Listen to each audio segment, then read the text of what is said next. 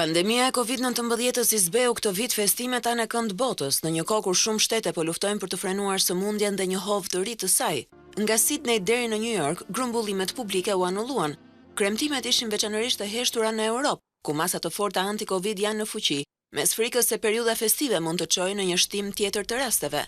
Kësaj droje i shtohet dhe paniku që ka ngjallur përhapja e një varianti të ri dhe mjaft më infektues të virusit, i cili u diktua më së pari në Britani e më pas dhe në disa vende të tjera.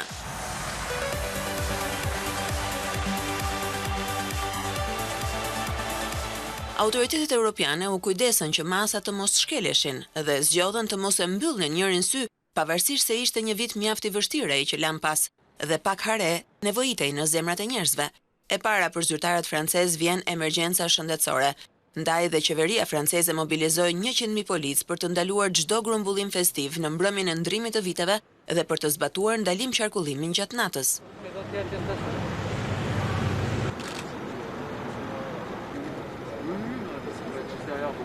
Dy karantina janë vendosur deri më tani në këtë vend dhe baret, restorantet e atraksionet kulturore do të mbeten të mbyllura gjatë gjithë kësaj periudhe. Në fjalimin e tij të vitit të ri, presidenti Emmanuel Macron u përpoq të rrëzonte kritikat mbi ritmin e ngadalë të vaksinimit në Francë, duke u zotuar të shmangen vonesat e pajustifikuara.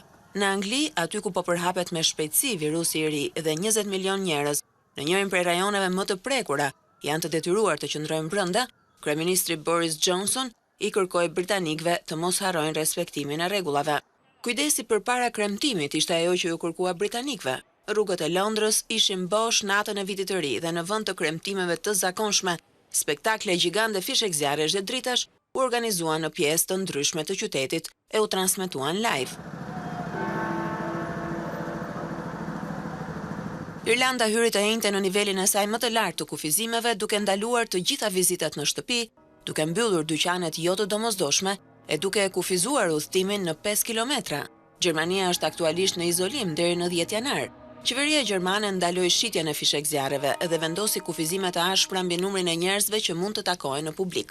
Në atë që pritet të jetë viti i saj i ri i fundit në krye të ekzekutivit gjerman, pasi planifikon të largohet pas 9 muajsh, Angela Merkel sulmoi teoritë e konspiracionit. Në fjalimin ku si rrallëherë la veten të përfshihej nga emocionet, kancelaria tha se ajo vetëm mund ta imagjinonte se sa cinike dhe mizore i duken gënjeshtrat e rrezikshme mbi koronavirusin, atyre që kanë humbur njerëzit e vet më të dashur. Në Itali u vendos shtetërrethimi në orën 22 dhe shumica e bareve, restoranteve dhe dyqaneve kanë mbyllur dyert.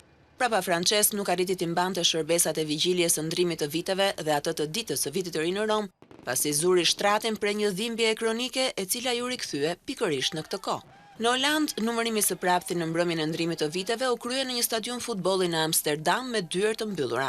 Turqia po ashtu ka nisur një izolim të rrept 4 ditor. Në Shtetet e Bashkuara sa kaq, vetëm një numër i vogël njerëzish u lejuan të dalin në Times Square për të ndjekur rënien e famshme të sferës në mesnat. Ata ishin kryesisht mjek dhe infermier nga fronti anti-Covid dhe punonjës të emergjencave me familjet e tyre. Yjet nga ana tjetër interpretuan në një event të transmetuar drejt për drejt.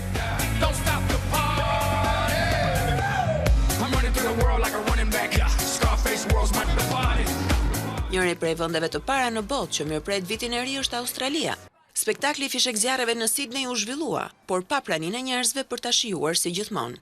Nuk duam të krijojmë ndonjë event super infektues në vigjiljen e ndrimit të viteve, u shpreh kryetaria e New South Wales, Gladys Berejiklian. Shumë banorë të Sydneyt e ndoqën shohun piroteknik nga shtëpitë e tyre, ku grumbullimet e lejuara kufizoheshin në 5 vet.